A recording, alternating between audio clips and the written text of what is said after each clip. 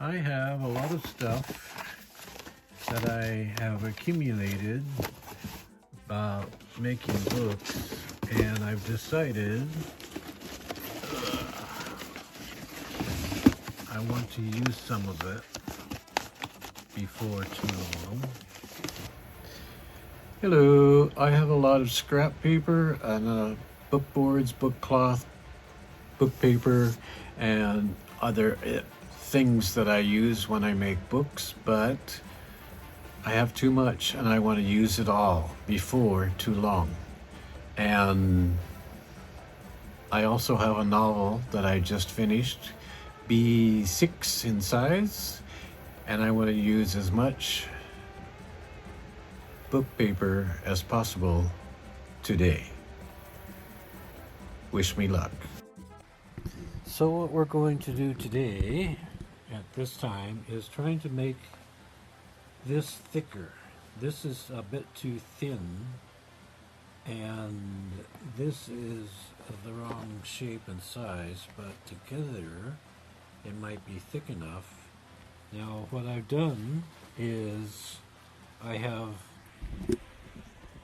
added a piece onto this piece of paper and added glue, and I think I'm going to have to let this dry if I want to use this paper. If I want to use this paper, let's test it to see what happens if I put this paper, which is a little bit thicker than this paper, connect the two. Let's see what happens. That's a bit too much glue there. Let's put a little bit less glue over here and see what happens with the two. And then we'll put this here.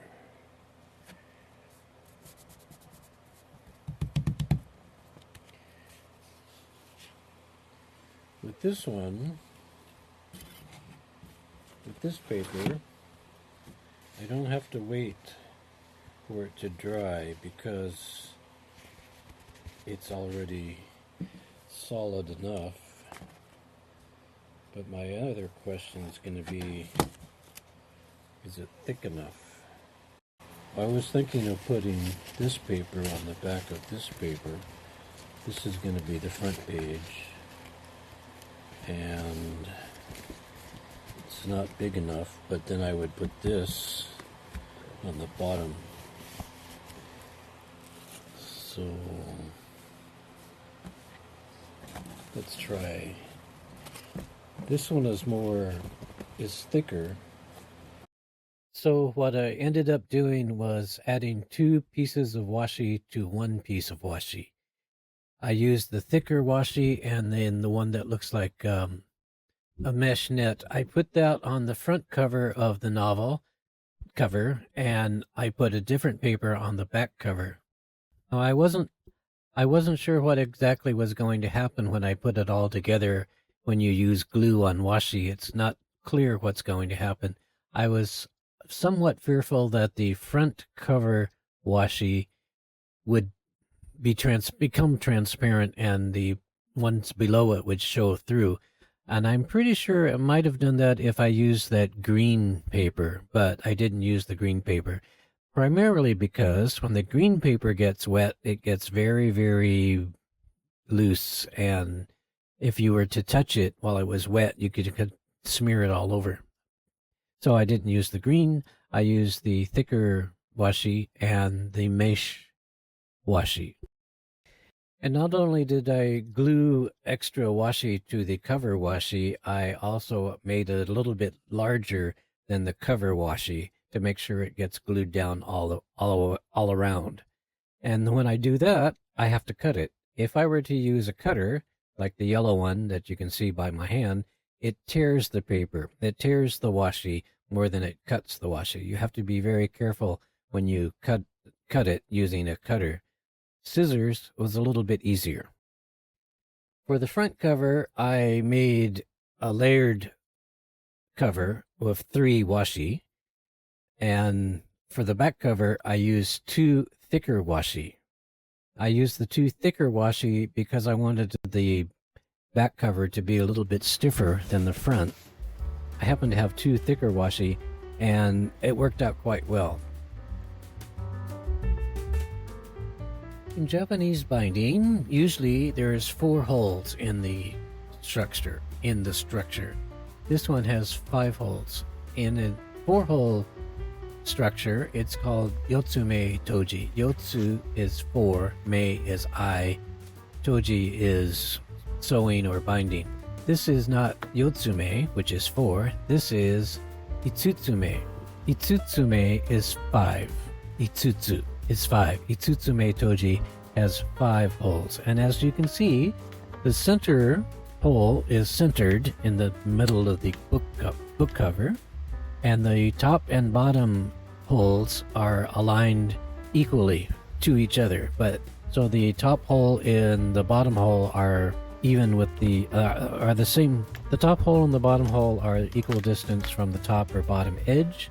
The second hole from the top or bottom is the same distance from the edge, and the second hole from the top or bottom is equal distance to the center.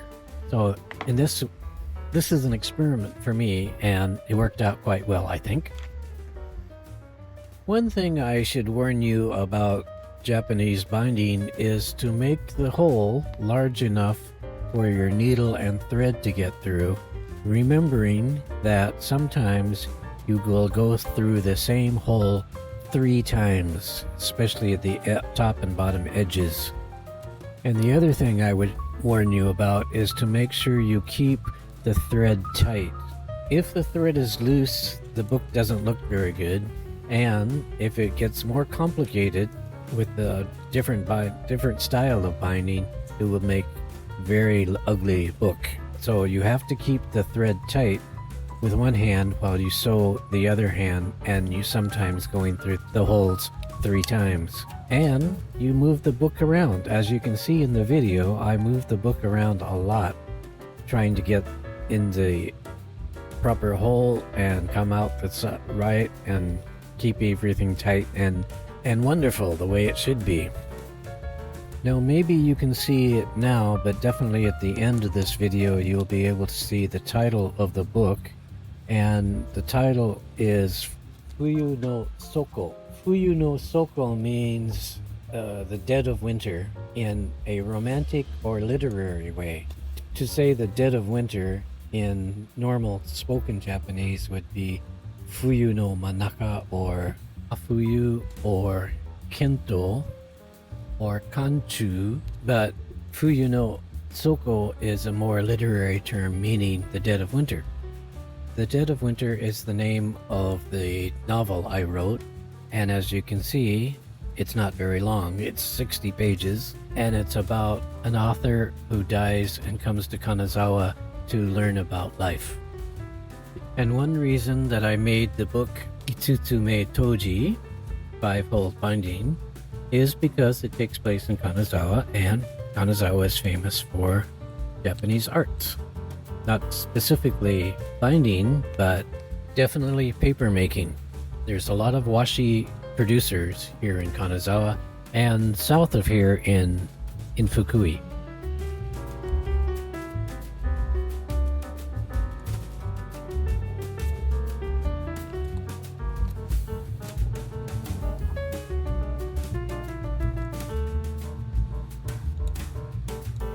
In any case, I hope you enjoyed the video and learned something, and maybe I piqued your interest in Japanese binding.